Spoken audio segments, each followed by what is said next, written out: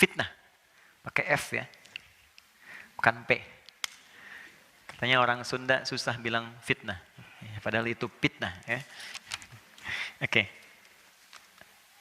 Apa itu fitnah? Fitnah itu dia punya beberapa arti. Satu, bisa berarti sesuatu yang menarik. Menarik. Makanya harta disebut fitnah.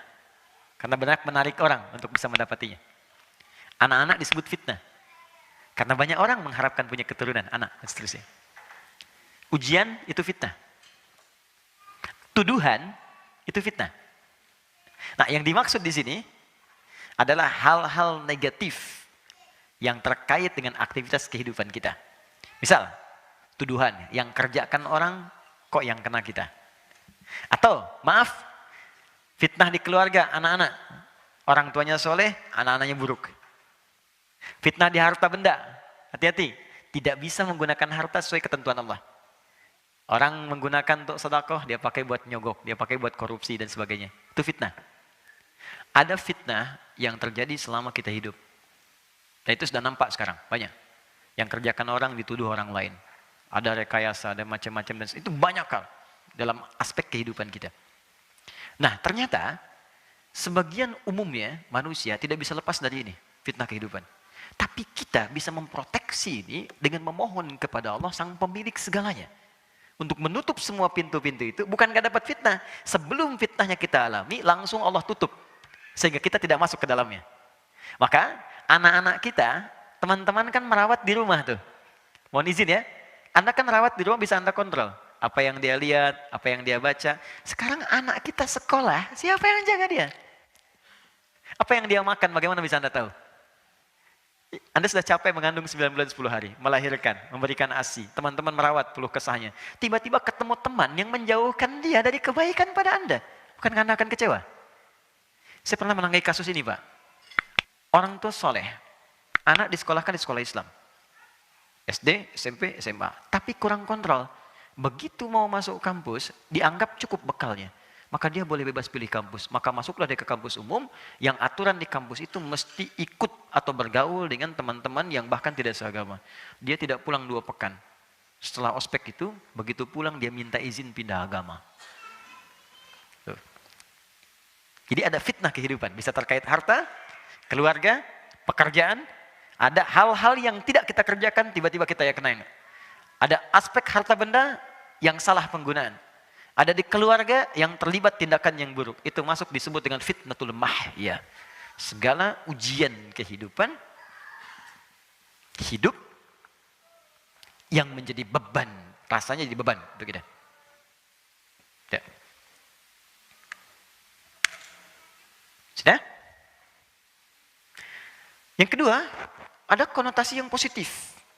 Tapi kalau nggak dikerjakan, jadi negatif. Yang kedua ini artinya, ujian yang diberikan pada orang lain, tapi kita diminta belajar dari hikmah itu. Yang mengalami ujiannya disebut dengan bala namanya. Bala. Cukup sekali ya. Kalau 2 kali jadi bala-bala. Bala. Oke. Atau ibtala. Misal, hujan nih. Banjir kan? Banjir misalnya. Ada tempat. Kalau banjirnya mengenai saya misalnya, langsung seketika, nah maka itu bala buat saya. Ibtala, saya diuji. Nah sekarang, bagi Anda yang tidak kedapatan banjir, diminta belajar dari situ. Kenapa di sana banjir? Misal, karena saluran kurang bagus, kan? Karena nggak sampai, ya. Kenapa di Aceh misalnya kena tsunami begini? Oh, karena mungkin ada kejadian-kejadian di pantai begini, air laut gak stabil, berarti mesti siap-siap. Kalau tinggal di pantai lagi misalnya rumahnya ditarik agak sedikit ke darat dan sebagainya, bikin persiapan. Ujian yang terjadi di tempat lain, tapi kita yang diminta belajar dari situ disebut fitnah untuk kita. Ada orang jalan di tengah jalan, harusnya di pinggir, di jalan. Kena dia oleh mobil. Maka fitnah buat kita, maksudnya jangan sampai kita melakukan hal yang sama di kemudian hari. Karena itu boleh jadi sekarang yang banyak ditampilkan di media, ada pembunuhan, ada penipuan, ada korupsi, ada macam-macam, sebetulnya salah satunya fitnah untuk kita. Maksudnya yang mengalami orang lain tapi kita diminta belajar jangan melakukan hal yang sama. Jelas? Itu konteks yang positif, tapi bisa jadi kemudian negatif kalau dia tidak dikerjakan. Nah, terakhir ada orang meninggal masih difitnah juga. Itu paling gak enak. Sudah meninggal masih dituduh juga, kasusnya masih dibuka juga, kadang-kadang jasadnya dikeluarin lagi, ini lagi, cek lagi, itu lagi. Hidup aja sudah susah, meninggal makin susah lagi. Maka dari itu, diajarkan oleh Allah, kalau kita bacakan bagian ketiga ini, maka semua pintu-pintu itu Allah akan padatkan. Minimal, sekalipun ada, nggak ada beban buat kita.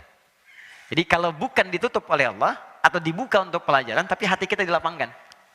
Misal, celaan itu kan tuduhan, bagian kecil dari fitnah.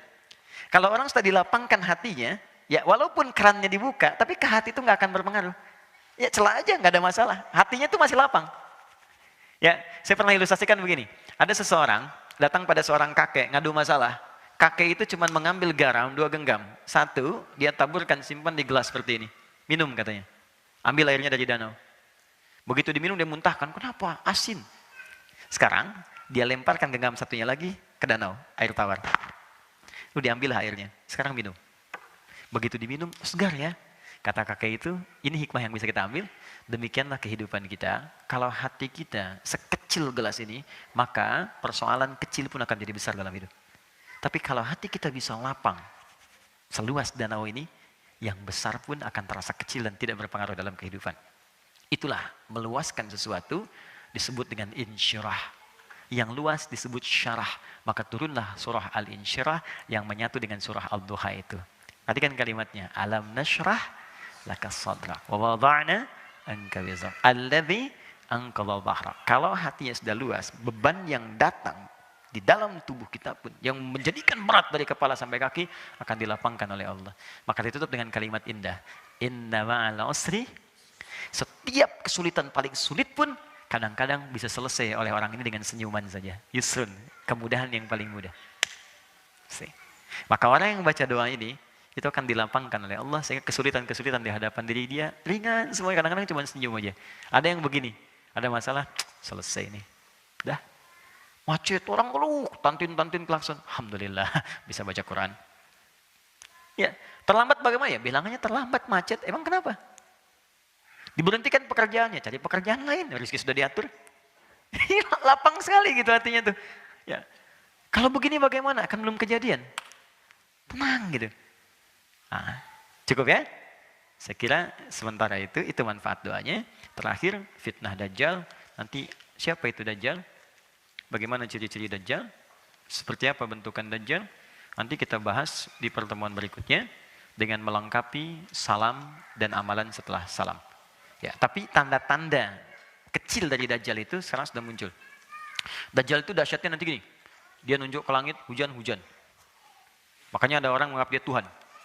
Ya, tiba-tiba langsung hilang imannya. Dia bisa menunjuk, memukul kuburan, bangun. Hujannya begitu.